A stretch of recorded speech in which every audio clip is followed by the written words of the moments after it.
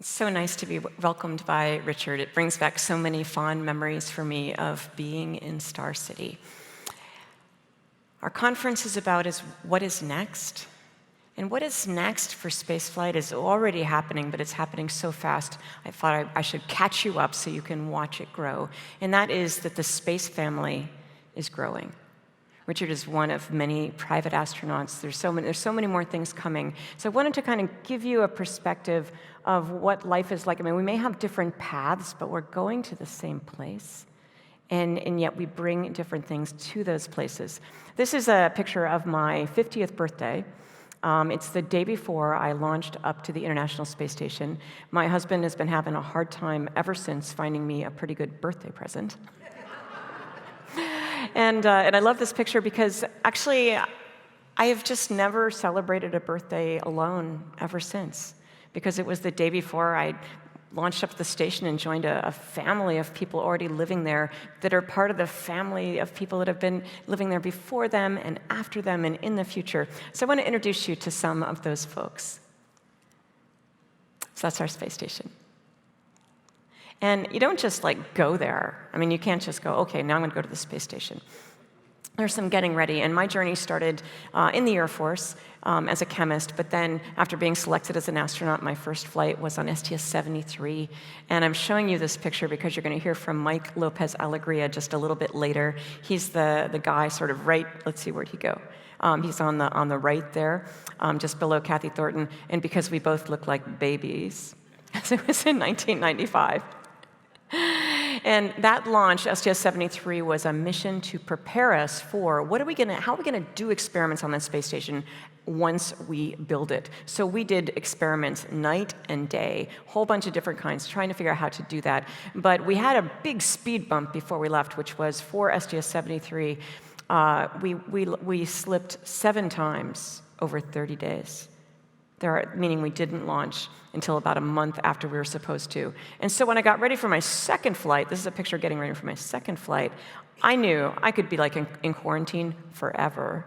And so I came prepared. I had my stuffed animals, holding my husband's hand, and all sorts of crossword puzzles, all those things to do.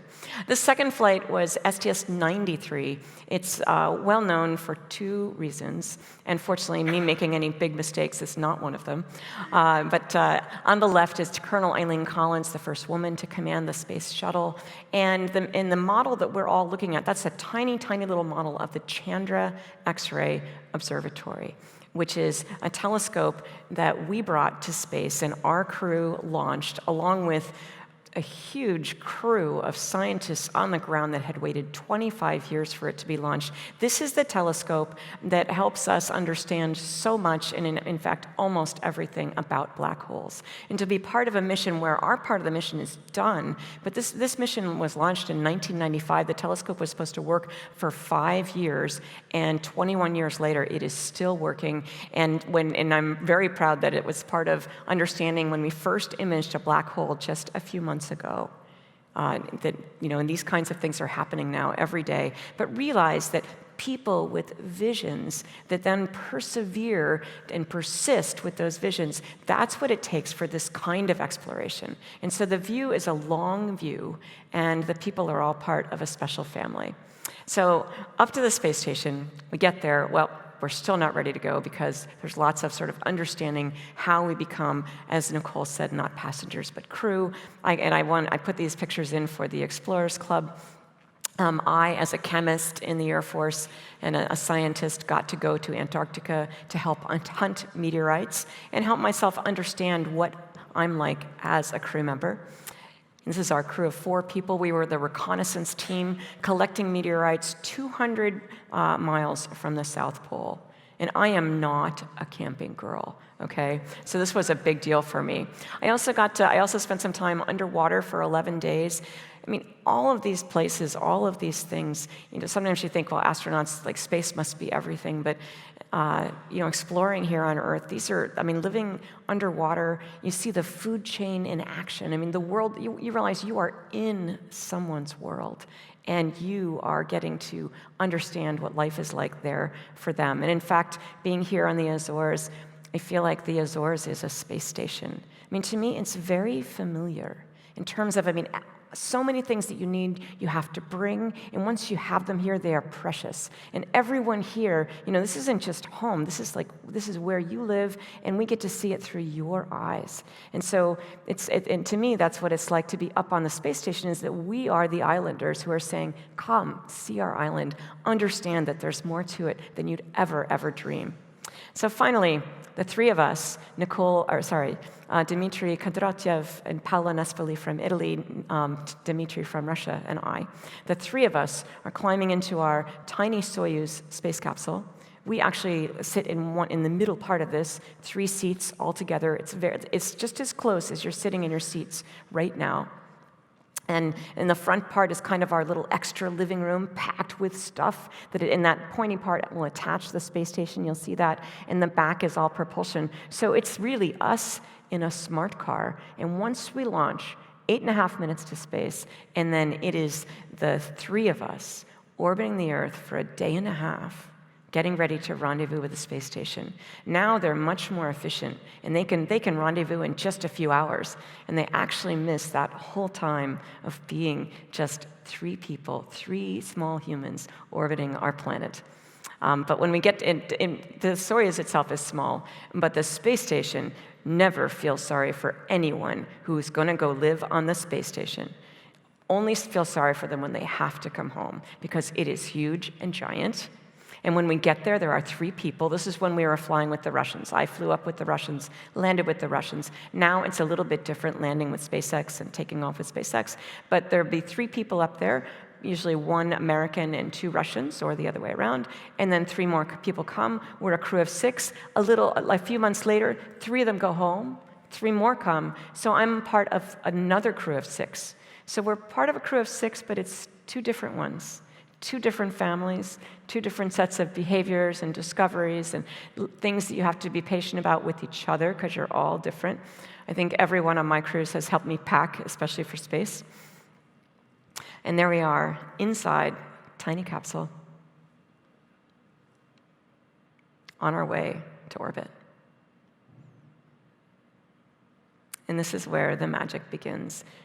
To me, it was this moment of discovery, realizing you can fly everywhere. It's not about sort of moving and floating. It is about flying. It is about living the life of Peter Pan every single minute, slipping your toes in to hold on, having the kitchen table be kind of not flat, but at an angle, getting to bring the tools that you have as a human, to be human, to share. And it takes a certain bravery to be part of this kind of family. And I don't mean bravery about being scared of physical places or what if this happens. It's about the fact that you're the only people there getting this view, looking out the window, seeing these things together. And you have to be brave enough to accept that all of us are different, and that we all bring things to the flight, and yet there's also things that you wish were different about the other people. And so you have to be brave enough to say who you are on the crew. Otherwise, they might not know what your characteristics are. What are the things that you bring?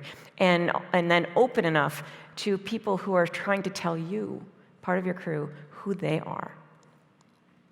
On this flight, we did some great robotics. I wanted to give credit to Nicole Stott being the first person to ever capture a supply ship from the International Space Station. And this is actually my capture. I was the second, and this is the size of a school bus here. This is Paolo and I. So we do some of those traditional space things that you think about. You think about spacewalking. We don't all get to do spacewalks, but I was extremely proud to be a person on the space station with my spacesuit, my gloves, all those things, and ready to go out and do the spacewalks if necessary. Unfortunately, nothing broke. We did not get to go. But this is something I was very proud of, partly because when we think about things being designed from the beginning in a lot of tradition, and as Richard said, not with women in mind, this is a graph that I think is pretty interesting. And all you have to do is look at the colors, okay? That's my question for you is, the red ones are the number of spacewalks that are done by men, and the blue lines are the number of spacewalks that are done by women. And that's why I was so proud. Because it takes change, and change means being part of. I can't make that change by myself. I need help from the team. So you have to gather your team, and I'm really proud that it's actually Jessica Watkins here. getting ready. She's on orbit right now, and she was getting ready for her last spacewalk practice. And this is Jessica and I. And so I'm proud to be part of a tradition of change, of part of a family where change is encouraged and we bravely do it together. And so being part of teams like this, I mean, how do we make it into a team that finishes each other's sentences like this? Well, first of all, think about the people that have gone before us. And maybe this is Katherine Johnson. She's one of the people who calculated the trajectories for how do we get up to space and then get back. And all that math involved. That's Katherine Johnson. And she paved the way to space for every one of us here on Earth. And yet, they made a movie about her. It's called Hidden Figures, because we didn't know about her. We, in the modern era of spaceflight, did not know until her story was told. And in this picture, I mean, it's called Hidden Figures. She's a woman of color, in a dress of color, in a sea of white guys with white shirts and skinny black ties. But it's called Hidden Figures because we did not know about her. And my point to you is that it's not always the people that stick out visually in a picture. It is, I mean, here we have myself, I stick out, President Obama sticks out, but even all the white guys, even identical twins, Scott and Mark Kelly, each of us brings something individual to that picture. And we have to find ways to connect together to do that. Nicole and I, we both have kids about the same age, and so we sort of all, we would look at each other, we just kind of know things together. Paolo from Italy, easy to connect to. Scott and I, pretty different, right? This is Scott too. I mean, everybody has different sides to them, and in order to do spaceflight together, we have to learn about each other in order to have successful spacewalks like we had with Al Drew when he was up there, because all of us are so very different. And to do that, and to be part of the crew, and not the passengers, but the crew, you need to be able to look at people differently. If you walk into an auditorium or your dinner table or your family, you're always going to see the same thing if that's what you're looking for. And so learn to look differently. For us as explorers, it's easier to kind of think, well, okay, maybe I need to look a little upside down. Because you barely saw, actually. Don't see the people who are upside down in these pictures. Here's Naoko Yamazaki and Dottie Metcalf-Lindenberger. You see them on the bottom. But do you see Stephanie and Tracy until I really show them to you in a way that you're used to looking? I don't think so. And so having that perspective, it's so important, the perspective that even though you can see the whole world, and you see, and I think as a person who's trying to be inclusive, that I see everyone. But I had a shocking experience last fall, and that was, I got to be a coach and an advisor to the Astro Access effort, which is a group that is trying to advance disability and inclusion in space. This is a group, many of them aerospace professionals.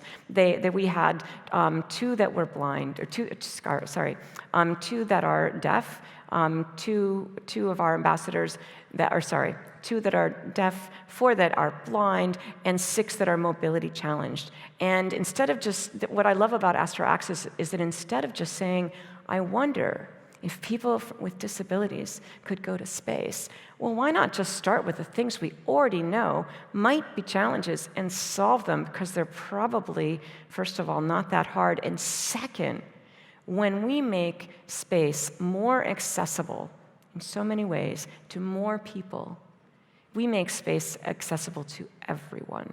And so when you let's think about caution and warning. How does someone who can't hear know that there might be an alarm on the space station? Well, what about flashing lights? That would work for them. Well, for the blind people, that won't work. What if there might be on those handrails that you use as you go by, maybe they're sort of buzzing if there's some kind of emergency you should be aware of? Well, wouldn't those awarenesses be good for the whole crew on that space station? So when we design for different people, we end up designing more for everyone. And that's really who we need as the space family. And so we did these experiments. We did some simple experiments, and they continue to do them up on the zero-gravity airplane. This is Mona, a professor in biochemistry. This is Cece, who's a U.S. Air Force veteran. This is Dana Bowles, who's an a NASA scientist and in charge of the NASA Science webpage. And she and I were partners on the flight. And to me, this picture is what it's all about. I mean, Dana taught me things on this flight. And, and actually, really candidly, so many people when they're on the zero-G airplane, and I have to thank the zero-G folks for their sponsorship. I didn't know we'd all be on the same podium here today, but the zero-G Corporation is making this possible. These flights possible. And many people, when they're on that flight, they don't really understand where they are and what's happening. They're sort of, because everything changes so quickly when you're floating around. And Dana is somebody that has to control where she is herself every day, all day. And she knew exactly where she was on that airplane. She knew exactly which way she's facing, what she's going to do next. And it made me realize that I have been missing crewmates. I have been missing people. This is Victoria Modesta. She is a performance artist. I mean, she's got a really creative artificial leg there, because when we're trying to be in microgravity, do you really have to stand on those legs? No. And so Victoria shows us that in a very creative way. People with disabilities solve problems before they even get out of bed in the morning. The people I want as crewmates are people who know how to solve problems and know how to help me think differently, because I have to admit, as a member of the space family, that I had not been seeing everyone. You think you look down at the Earth and you're seeing everyone, but actually you are not. And so in order to do that, I think what we have to do is we have to be open to the fact that we don't see everything. Ask others to help us. Ask others to share their stories, share our stories ourselves. I did music up on the space station. I do music down here on Earth. This is our astronaut band. Most of the people in the picture are astronauts. This is Bandella. We're playing a big concert for the space community in Galveston at the Opera House in August. And so that's going to be actually, I think, a pretty neat gathering of the space community. I know I would want to be part of those conversations in the outdoor bars afterwards, because that's going to be a pretty good night. But doing that kind of sharing, doing podcasts, I know that there's many people here who either listen to podcasts or are interviewed on podcasts, and every time you do that, it's a generous sharing of your story that inspires someone else, and it takes bravery to do that. But that is the kind of bravery and being open that makes it possible for a team that just looks like they're having a portrait to a team that finishes each other's sentences. And the last part that I'll share about how to be that kind of team, how to be that kind of family, is family itself. When you share the things about what it means to you to be home. This is Josh's, my husband, and now you're going to hear from him in a few minutes. He's an artist. This is our home in Western Massachusetts, and this is our family. And I found that when we, as astronauts, needed a way, when we're so different and up on that space station, to find a way to work together towards the mission, often it's that sense of family that really, really brings us together. And it's not about, husband and wife and kids times two. It's the fact that all of us leave the Earth and leave someone behind that we care about. And it's that feeling that we have that binds us together. My kids are grown now, but you'll get to meet my husband, who is a glass artist, who brings us, as an explorer, what space looks like, what the places that we could go, what they're going to feel like. And we have to make sure that as explorers, when we're going into the future, when we're going back to the moon, we're going on to Mars, we've got quite a legacy here. And there's private astronauts like Richard Garriott, Anusha Ansari. I mean, it's so exciting. I'll flip through these pictures at the end because I know I'm, at the end of my time. But going to space in different ways with different people, the space family is growing. This is the Inspiration 4 crew. You'll hear from Cyan Proctor a little later in the week. This is that crew. These are different kinds of astronauts, but they are all astronauts. They are folks that have seen our Earth from above and understand what it's like to explore. Virgin Galactic and Blue Origin also bringing people up to see that view and what it means to all of us. Wally Funk, 74 years old, a woman who's been and was actually asked, would you be interested in being an astronaut back in the 60s? It never happened. When Wally was selected for this flight and she flew, I cried. Because it meant everything to me for her to be able to realize that dream, because she'd been so inspirational to so many of us. And you'll hear from Mike L.A. from Axiom, understand what that is like. But when we as explorers come back, we have the podium. We speak from the UN. We speak from the White House. We narrate amazing events. Richard Weiss and I got to narrate the eclipse in 2017. We get asked to do all sorts of things. I'm on a stamp in Ireland. Kids in Ireland think it's really normal to have women on stamps. And the reason I name all these places is not like I got to be in those places, but you in the audience, explorers and everyone else in the audience, we have voices, and those voices need to be part of the space story. And right now, we still have a space program that is, and even the newer astronauts are predominantly men. And we need to make sure that women's voices, minority voices, are part of that story. And some people are working so hard to do that. Here at GLEX, they're working hard to make sure that that happens, and that the space family is actually made up of so many. This is the 50th anniversary of being on the space station. This is the 50th anniversary of Yuri Gagarin leaving the planet. I was on the space station on that 50th anniversary, and I look forward to seeing what the family looks like and what they feel like looking out that window on the next 50th anniversary. Thank you very much.